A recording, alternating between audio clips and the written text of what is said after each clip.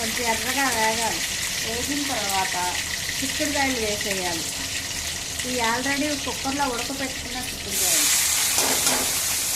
మనం ఎంతోసేపు ఉండదు. దీనిలోనే ఉప్పు, కారం, పసుపు వేసేసి వేపుకోవచ్చు.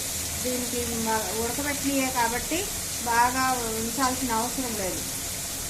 5 నిమిషాల్లోనే అయిపోతుంది కూర. చాలా అంటే చాలా బాగుంటుంది. మీరు ట్రై చేసి చూడండి. నేను ఆల్రెడీ అన్నీ కొట్టుకొని ఉంచుకున్నా. అన్నీ